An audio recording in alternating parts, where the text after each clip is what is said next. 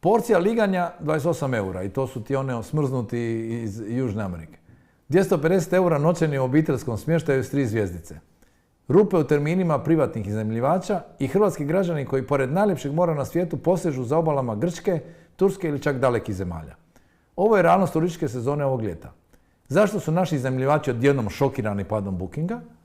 Može li si prosječan Hrvat, ali i stranac, priuštiti ljetovanje na Jadranu imajući u vidu sve ovo što se događa s recesijom u pojedinim tržištima, našim emitivnim poput Njemačke? Što nudimo gostima i je li hrvatski turizam sada na prekretnici? Uoči špice sezone, u špici smacano, komentiraju Damir Krešić, ravnatelj Instituta za turizam u Zagrebu, Ivan Bengeri, travel bloger i vlasnik butik turističke agencije. Znači, jedan zna brojke, a drugi zna što se može prodati i kome se može prodati. Dobro nam došli. Mogu li, odmah odgovor na ovo pitanje, mogu li prosječni Hrvati, ajmo reći prosječni ili malo bolje stojeći Hrvat, i da li priuštiti ljetovanje neko komfornije na Jadranu i mogu li to stranci s obzirom na sve što se događa prije svega recimo u Njemačkoj? Da, pa ja mislim da Hrvati, srednja klasa ili nekakva viša klasa ipak još uvijek može priuštiti ljetovanje na Jadranu, međutim ono im je iz godine u godinu, ja bih rekao, sve manje priuštivo. A sve manje je priuštivo iz cijelog niza razloga. Jedan od glavnih razloga je zato što se zapravo turistički proizvodi i usluge su puno skuplji. Dakle, brzina kojom raste cijena turističkih proizvoda i usluga je zapravo puno brža od porasta kupovne moći domaćeg stanovništva. Tako da bih ja evo na vaše pitanje za početak odgovorio da Hrvati još uvijek mogu priuštiti ljetovanje na Jadranu, ali ne nužno u špici sezone, ne nužno u Dubrovniku ili ne nužno u Rovinju. I mislim da će se ta priuštivost ljetovanja sve više i više smanjivati ako se te cijene u turizmu nastave dizati, dakle, ovom dinamikom i ovim tempom.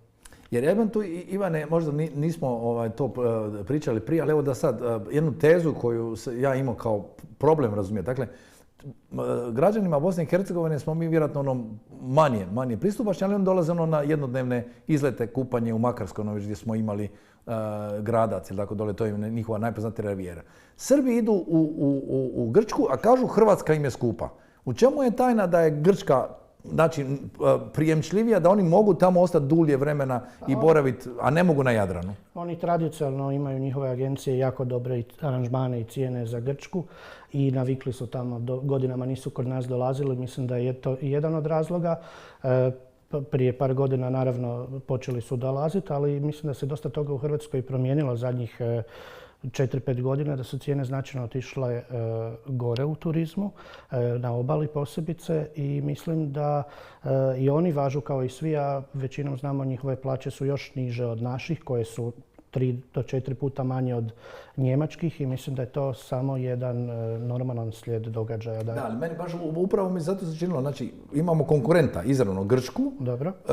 Njihove su plaće toliko puta manje, a oni masovno odlaze tamo i opet se nalazi način za nekakav održivi, isplativi turizam i za ljude s manjim plaćama. Čini mi se da nekako ne možemo privući te goste više, da postajemo skupi za takve goste. Grci imaju dosta low budget i smještaja i turističkog asortimana. Ali mi toga sve manje imamo. Toga sve manje. Toga imamo sve manje. Ja mislim da je to dobro da imamo toga sve manje, jer Hrvatska se profilira, evo kao što imate butik turističku agenciju, tako se Hrvatska profilira jednu butik turističku destinaciju. Mi smo u zadnjih 7-8 godina, ja bih rekao, ili je bar to moj dojam, da smo mi na neki način postali sve prepoznatljivija, sve poželjnija destinacija na turističkom tržištu, i evo, to je legitimna ambicija Hrvatske da budemo mala, ali ekskluzivna i skupa destinacija. Naravno, kad govorimo o tome da li smo skupi ili nismo, da tu treba uzeti u obzir da mi moramo zapravo isporučiti primjerenu vrijednost za novac. Jer da li je nešto skupo ili nije, zapravo jako subjektivna stvar. Ono što je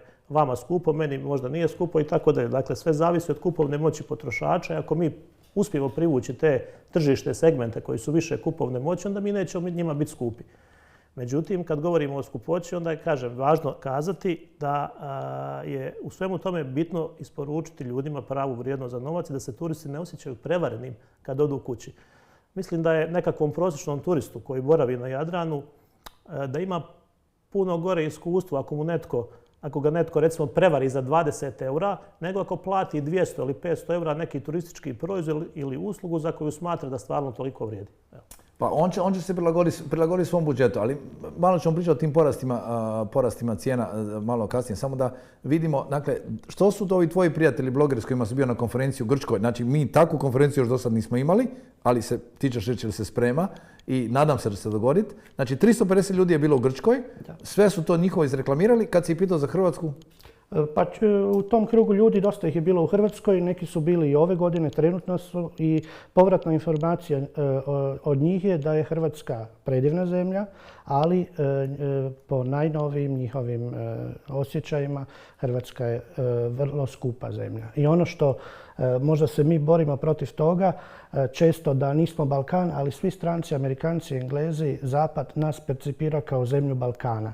I tu iskačemo kao jako skupa zemlja u toj njihovoj percepciji. Normalno, ne samo u usporedbi sa zemljama u toj regiji, nego i sa drugim zapadnim zemljama.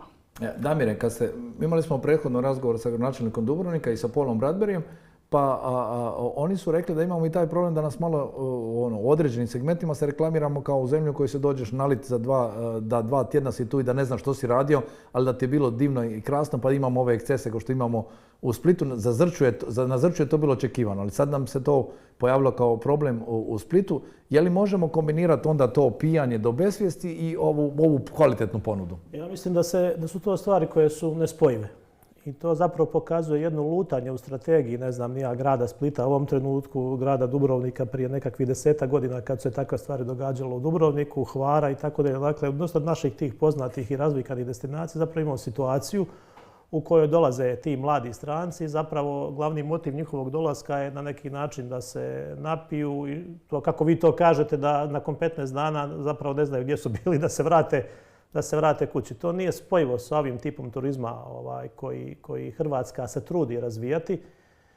Mislim da se to ni na koji način ne uklapa niti u strateške planove razvoja turizma grada Splita. Mislim da je to nešto o čemu bi ozbiljno trebalo razmisliti u idućim godinama i u tom kontekstu recimo pitanje.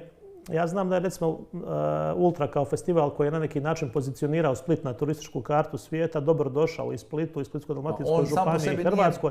Međutim, pitanje da li je taj festival trebao biti u špici sezone, kad je Split i onako pun, i pitanje da li on uopće treba biti u centru grada, dakle na polju, ili ga je potrebno izmjestiti negdje na neki drugi dio grada. Ja mislim da bi svi ti ljudi onako došli da se on održava i u 5. mjesecu, u 9. mjesecu, ili bar većina njih, i da bi došli bez obzira da li se on održavao u centru Splita ili se održavao negdje na nekoj lokaciji koja nije toliko problematična. I vi kad dođete 2 puta na Ultru i kad se provedete, kad partijate i tako dalje, ćete već vjerovatno, ako vam se dopadne, a očito se ljudima dopada, i iduća 2-3 puta doći bez toga da se Ultra organizira u nekom drugom periodu, ali će se ponašati na sličan način, dakle partijat ćete i tako dalje. I to se sad recimo, to se predstavlja od velikih problema, očito ne samo za ljude koji upravljaju Splitom, koji vode lokalnu politiku u Splitu, nego predstavlja problem za stanovnike Splita. Jer vidimo po medijima što se događa, dakle ljudi praktički u nesvjesnom stanju leže po ulicama i to sve skupa je nama koji ne živimo u Splitu možda interesantno i zabavno, a njima koji žive u Splitu sigurno nije. Dobit ćemo UNESCO-vu baštinu praznu, neće niko više htjeti živjeti u takvom zapišanom gradu. Upravo to, evo, vi znate najbolje što se dogodilo u Dubrovniku, dakle Stradun i ta stara gradska jezgra je praktički ostala bez stanovnika. To opasno prijeti da se dogodi u Splitu, da se dogodi na Hvaru, da se dogodi u Zadru, na Poluotoku, dakle i u svim tim povijesnim jezgrama hrvatskih gradova koji su dakle turistički, jer ta gentrifikacija to je jedan proces za koji ne možemo kazati da je neočekivan. On se događa u Hrvatskoj, on se događa u inozemstvu. Dakle, pritisak na nekretnine ljudi koji imaju puno više para od nas je toliko veliki da jednostavno vi ne možete očekivati nikakav drugi ishod svega toga, nego da se stalno stanovništvo iseljava, da se nekakvi tradicionalni obrti miču, a da se dakle apartmani i dakle stambene jedinice da to kupuju stranci koji tu borave možda par tjedana godišnje, eventualno ih izdaju preko Booking.com-a ili preko nekih drugih platformi. Ivane, koje su to konkurentske zemlje koje nam najviše nose sada u ovom trenutku? Dakle, Nijemci su se malo ohladili, gledaju, oni traže vrijednost za novac, više nego ikad, velika inflacija, znači 8% koliko smo pričali ove godine, i on će pokušati da krenu svaki euro da dobije tu kvalitetu. Koji su to nama najveći konkurenti i koje su cijene tih aranžmana koje recimo i ti nudiš i Hrvatima? Ne? Pa posebno sad nakon pandemije kad se više ne putuje automobilom, što je bilo zapravo To je naša bila sreća. blagoslov. I to smo zaboravili da smo imali sreću Da. zbog toga. Tu smo bili u ogromne prednosti ispred Turske, Grčke i toga. Upravo oni su nam konkurenti, a na drugu stranu normalno Španjolska, Portugal, jer Njemaca, koliko znam, dosta ove godine se odlučilo za Španjolsku, a za Hrvatsku ne toliko. I normalno sve zemlje Mediterana na afričkoj strani. To bi bili naši konkurenti, jer iz tog bazena mi najviše u tom bazenu se razvodnjava ta struktura gostiju koja dolazi iz Srednje Europe, Engleske i naravno Amerika i Australija koja sad... I koje su cijene, recimo, znači, gdje vodiš Hrvate? Gdje Hrvati najčešće idu? Ajmo Pa, reći, ti ovi koji imaju, ali koji žele biti ekonomični, nemoj ovi koji imaju puno para. Moram priznati da se od početka godine dosta ljudi više iskazalo interes da bi možda po prvi put godišnji odmor, znači kroz ljeto, proveli tjedan, dva van Hrvatske, jer su stalno boravili u Hrvatskoj. Jako ih zanima Grčka, Malta je popularna od praktički 2., 3. mjeseca, Kreta i Sjeverna Afrika. Koje su to cijene? A cijene su... Evo Afrika, ne spominjao si bio nekakav Egipat, je li? To znam slučajno, jedan konkretan slučaj, da se da naći all inclusive za 1000 eura za 2 osobe za 2 tjedna, na primjer. 1000 eura? Tako je. 2 tjedna, znači još plus avionske karte. Plus avionske karte, a sad postoje ljudi koji sami to prate i onda znaju oni dosta jeftino proći, znači ako sami rješavaju karte, ako kupe kad je neka akcija. Imamo sad, hvala Bogu, iz Zagreba kompanija, iz Zadra. Godinama prije bilo je iz Budimpešte, Graca, Beča letova i ljudi se snalaze i kad se to tako iskombinira, zapravo to bude dosta značajnije od trenutnih cijena na Jadranu. A za 1000 eura 2 tjedna na Jadranu? Ja ne vidim u tome ništa sporno da neki Hrvati idu u Tursku, Grčku, ne znam, u Egipat, a da neki drugi dolaze kod nas, mislim. To je apsolutno nešto, mi kad smo postali dio jedinstvenog europskog tržišta, dakle mi smo pristali na sve te procese. Ali pričamo o value for money. Gdje će dobiti veću vrijednost za novac? Zavisi što je. Vrijednost za novac je subjektivna stvar, dakle zavisi ono što vi očekujete. Ako očekujete nešto jako jeftino, onda i ako je to za vas vrijednost za novac, onda to sigurno neće dobiti u Hrvatskoj. Ako očekujete neku visoku razinu usluge, onda bi to za te novce ipak trebalo dobiti prije u Hrvatskoj nego, na primjer, u Egiptu ili u Tunisu. Ili u Maroku. All inclusive, Turska? Vrlo visoko kvalitetno. Recite. Evo, samo još jednu stvar. Dakle, na čemu Turska temelji svoju konkurentnost? U turizmu na temelji konkurentnost na vrlo jeftinoj radnoj snazi i na intenzivnom subvencioniranju Turkish Airlinesa od strane turske vlade. Što mi ne radimo nijedno drugo. Dakle, mi ne možemo imati istovremeno jako dobro plaćene konobare, kuhare i sobarice u hotelima i istovremeno naplaćivati all inclusive 1000 eura. Dakle, to jednostavno ne ide jedno s drugim. Znači, mi se moramo odlučiti ili ćemo imati all inclusive za 1000 eura, ali će onda konobar rad za 300 eura, ili će konobar rad za 1000 eura, ali će onda all inclusive biti 2,5 kao što je sad. Da. Jedno i drugo ne ide.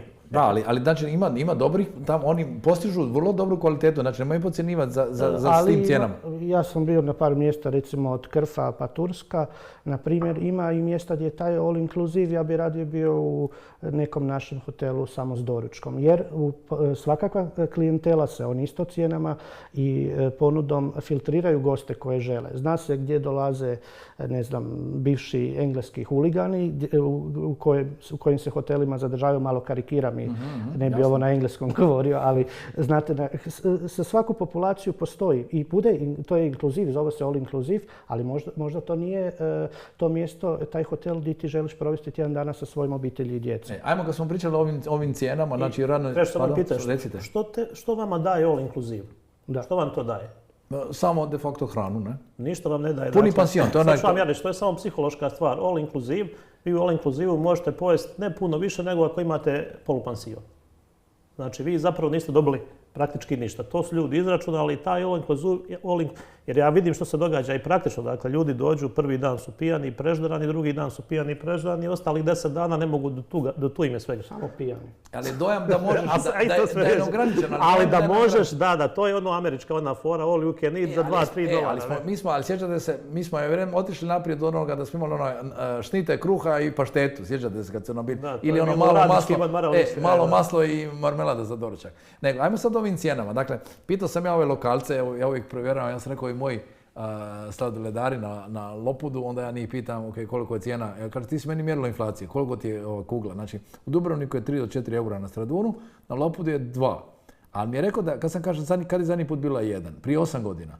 Znači, da li je uistinu sve 100% otišlo gore u 8 godina? S druge strane mi je kolegica rekla, znači to je malo više, 130% otišlo gore. U 6 godina apartman na Pagu 75 bio, sad 175 eura. I rekla da neće ići ove godine. Kaže, ne, mislim, mogu si platiti, ali neću iz principa.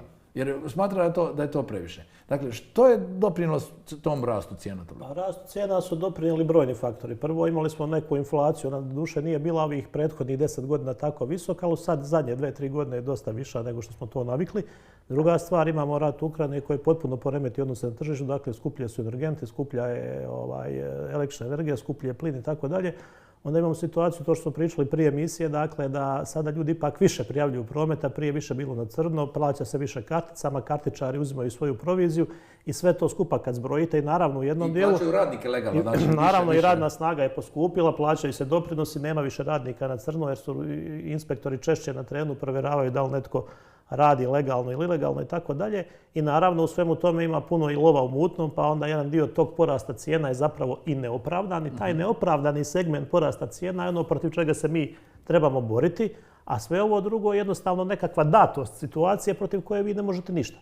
Dakle, ovaj dio, ako vi morate poskupiti cijenu kuglice sladoleda sa 1 euro na 2 eura, i ako je to sve opravdano i utemeljeno i naravno u svemu tome treba biti nekav profit za tog poduzetnika jer on ne radi za ništa, on mora raditi za neki svoj profit. Međutim, ako on umjesto na 2 eura nju podigne na 3, onda je to već problematično. Međutim, ja mislim da se država ne bi trebala miješati u te tržišne mehanizme, nego mislim da bi trebalo pustiti tržištu da to izregulira, jer u konačnici će tržište biti to koje će valorizirati pozitivno ili negativno, dakle sve to što mi radimo. Dobro, morali bi možda malo čisto edukacijom reći ovo, usporedbu sa konkurentima, da ne odemo previše. Malo smo se, jer smo imali 2 bogom dane, mislim, nismo imali bogom dane sezone i predobre smo sezone u odnosu na trud naš. Mi smo u ove 2 zadnje godine imali, ja bih rekao, više sreće nego pameti zato što smo najbliže toplo more većini naših emitivnih tržišta. Imali smo blage mjere, dakle otvarali smo se prije. Imali smo blage mjere, tako je, to je sve točno i mi smo iskoristili jako dobro tu koronu i turizam u Hrvatskoj sa izuzetkom može Dubrovačko-neretvanske županije se puno brže oporavio nego turizam na ostatku Mediterana, a pogotovo turizam u ostatku svijeta. Međutim, Mediteran se, evo ove godine 2023. malo sam provjeravao podatke, već potpuno u turističkom smislu oporavio. I dakle, mi sad imamo, kad uspoređujemo 23. odnosno 22. imamo ove godine puno veću konkurenciju i od drugih europskih zemalja koje su mediteranske zemlje, ali i od Sjeverne Afrike. Te konkurencije 22. i 21. nije bilo. Tako da to sve treba uzeti u obzir. Kada govorimo o tome zbog čega navodno, iako ja ne smatram da je tako, vidim puno se po medijima piše, zbog čega je sezona, ovaj početak glavne turističke sezone možda nešto malo lošiji nego što smo mi očekivali. A zašto? Evo, rekao nam je gradonačelnik Dubrovnika da od 19. do danas je 4000 novih kreveta. Jer jako su ljudi potaknuti ovim neplaćanjem poreza, de facto minimalnim porezom na iznajmljivanje. I mi imamo čudo tih kreveta. Ne možeš popuniti sve ako se kapaciteti tako rastu. Naravno, mislim u Hrvatskoj je od 22. do 23. 30.000 novih kreveta samo u privatnom smještaju. Tako da to je vrlo teško napuniti. Zbog čega je došlo dakle do te sad lipanske rupe, više nije srpanska nego je sad lipanska. Dakle, ja sam malo gledao, dakle mi imamo problem na primjer sa turistima iz Njemačke zbog toga što vjerovatno je, oni su vrlo racionalni potrošači, gledaju što se događa. Inflacija je 8%, kazali smo prije emisije da je to najveća godišnja stopa inflacije u Njemačkoj od njihovog ujedinjenja. I mi imamo recimo u 6. mjesecu, gledao podatke od 1.6. do 28.6.22. Isti taj period 23. Njemaca je manje 12,5%.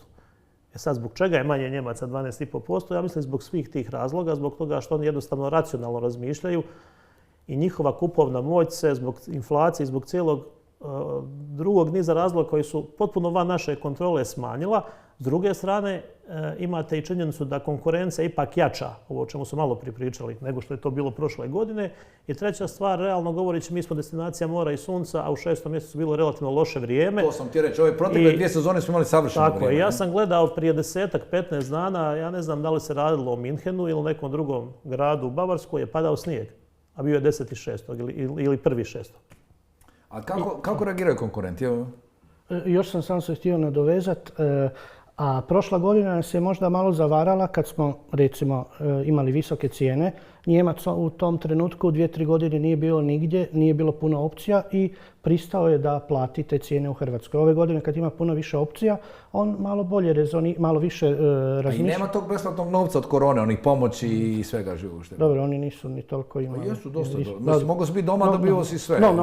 Znači oni nisu trošili, a uštedili su. Tad je bilo rezerve i on kad je došao, sve je bilo okej. A mi smo im bili, evo, dođite. A mi smo iskoristili priliku. Ja znam da su rekli ljudi da je svaka rupa radila prošle godine. Ali to je problem, da ne može svaka rupa dići cijene ove godine. Mora biti neka kvaliteta i mora biti i za tog gosta koji može manje platiti, jer ovako ćemo dugoročno potjerati ljude. Pa, sigurno. A kako, recimo Španjolska, sad Portugal, imaš neki primjer gdje privlače dobro? Oni se već su okrenuli normalno. Jel imaju rupu? Mislim da je ta rupa srpanjska najčesta pojava u turizmu, ne samo kod nas, nego i u ostalim zemljama. Konkretno oni, koliko znamo, kreću se dosta azijskom tržištu. Kinezi su počeli putovati, Korejci su počeli putovati i vjerujem da gospodin više zna. Da, mislim, gledajte, što je rupa? Mi imamo u 6. mjesecu ove godine, odnosno 6. mjesec prošle godine, 150.000 noćenja manje. To se tako metaforički kazano nadoknadi za pola sata glavne turističke sezone. Dakle, apsolutno. Znači ova predsezona je 15% ukupnog doprinosa. Tako je. I vi kad pogledate cijeli period od 1.1. do 28.6. evo tu sam zapisao, mi smo imali 9% noćenja više u odnosu na 2022. To nije malo, jer smo već i 2022. imali puno. Imali smo 2% noćenja više odnosno na 2019. Na to treba dodati i da se cijena u turizmu, turističkih proizvoda podigla bar za 15 do 20%. Znači, teoretski može imati 5% noćenja manje. A ćemo zaraditi... Ali ćemo zaraditi više. Država će više PDV-a skupiti. Tako je. Ja kažem uvijek bolje je prodati 100 noćenja po 100 eura nego 1000 po 10. Ukupan prihod je isti, a puno resursi koje treba uposliti da se proizvode, taj proizvod su puno manje opterećeni. Manje ljudi, manje gužve, manje sve. Ali imamo i nove kapacitete i onda sad ne možemo očekivati da će biti sve popunjeno. Pa naravno, to je problem. I da je to glavna razlika u tom očekivanju. To je problem, ali znate što, to vam nisu turistički kapaciteti, to su kapaciteti koji su spletom okolnosti se našli u turizmu. To je real estate biznis, nekretninski biznis, to je način čuvanja vrijednosti nekakve imovine koje ste vi stekli tijekom vašeg života. Jer što se događa? Vi u Hrvatskoj imate recimo vrlo nerazvijeno financijsko tržište. Gdje bi vi sad uložili? Recimo stavite se u situaciju, imate evo daj Bože $1.000.000 eura viška. I što vidjeli smo ove što su imali kune viška, gdje je otišlo sve? Da, pa dobro, ali evo. Kupovina kuća u nekretninama. Upravo to. I što se događa? Dakle, tržište nekretnina u zadnjih par godina u Hrvatskoj je bilo tako da vi uopće niste morali iznajmljivati tu nekretninu, ona vam je svake godine vrijedila 15 do 20% više. I normalno u takvom jednom spletu okolnosti tržišnih da sav višak novca još imate povijesno niske kamate na oročenu štednju koje su praktički nepostojeće, imate vrlo upitno financijsko tržište na kojem je pitanje, samo ako imate neku insajdersku informaciju možete ostvariti neku dobit ili nekakvu zaradu i normalno da ćete to uložiti u nekretnine. Međutim, sad vi postanete vlasnik stana ili kuće i onda kažete ok, idem to izdavati, pa ako šta izdam, dobro izdam, ako ne izdam, bar sam ta nekretnina mi vrijedi 15% više, inflacija je bila 10%, pa sam opet za 5% uvećao svoju imovinu ili sam je bar sačuvao od tih inflatornih pritisaka. I zbog te činjenice je dakle došlo na neki način do tih novih takozvanih turističkih kapaciteta. Mi to nazivamo obiteljski smještaj, to ni na kakav način nije obiteljski smještaj. Obiteljski smještaj je nešto u čemu Hrvatska ima tradiciju, koji je prehranio i odškolovao jako puno naših ljudi prije 50 godina. Ja mislim da je to naša konkurentska prednost, jer suvremeni turisti zapravo traže, to vi vjerovatno bolje znate, više ste putovali od mene, traže jedan neposredan kontakt sa domaćim, autentično iskustvo koje može pružiti pravi domaćin. Kada on sjedne s vama navečer, ispeče vam ribu i popije bevandu, to je ono što se traži. A nekakav Njemac, Austrijanac, pa čak i Hrvat koji tu ne boravi, nego ima facility management agenciju koja turistu u malom sefiću ostavi ključ i ovaj mu poslije uplati na račun, to nije to. To nije obiteljski smještaj. To nije doživljaj. Jesu li konkurenti bolji u tome ili i oni isto imaju opasnost da izgube taj autentični dodir? Pa kako ko i struktura smještaja je vrlo raznolika. Mi smo jedini koji imamo samo 20% kapaciteta smještenih u hotelima i Grčka, pogotovo Španjolska, Turska imaju puno drugačiju strukturu smještaja. I ima hotela koji su priuštivi, je li tako? Dakle, koji su super, ali su cijene isto tako prihvatljive. Tako je, ima, a opet turizam je stvar doživljaja i to o čemu smo pričali, upravo je to ono što želiš se osjećati zadovoljno i ne želiš se osjećati ni u kojem slučaju prevareno.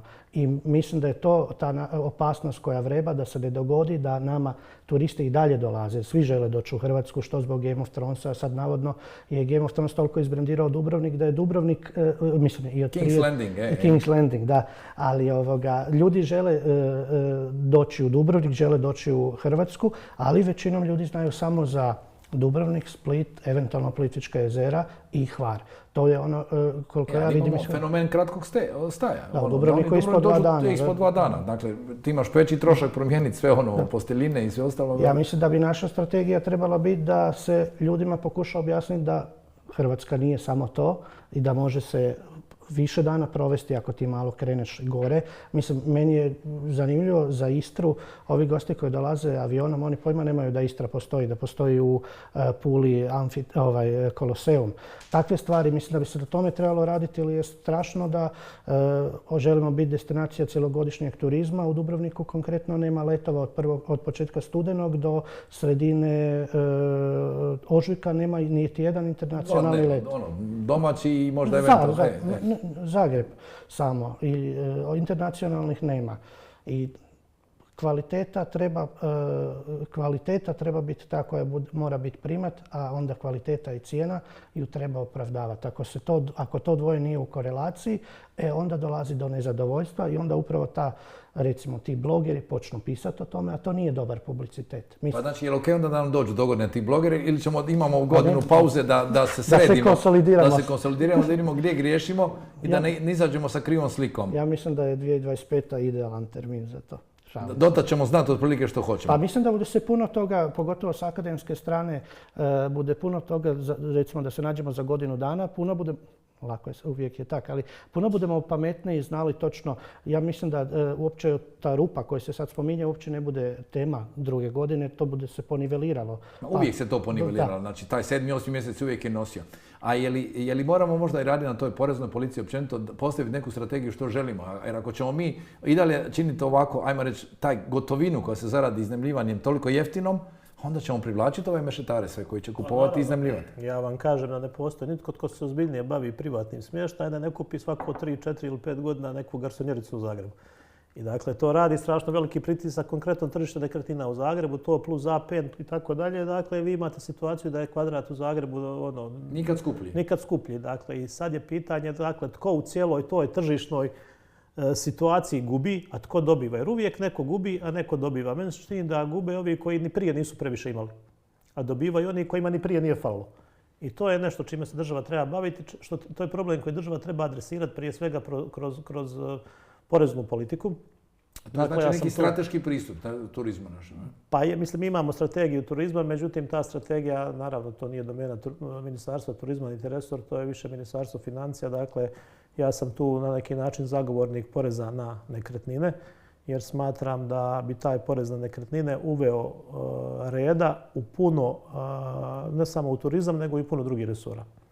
Tako da, evo, to je nešto što vjerovatno ostavljamo za nekakve nove vlade ili nekakve nove ljude koji će... Niko neće to izborne godine napraviti. Dobro, ima i ona postizborna kad se može napraviti pa se za 4 godine opet zaboravi. Tako. A to je nešto što bi dugoročno bilo dobro za Hrvatsku, moje mišljenje. Ali ja mislim da smo došli do te neke granice. Mislim, previše imamo smještajnih jedinica u tom privatnom smještaju, a hotela ništa.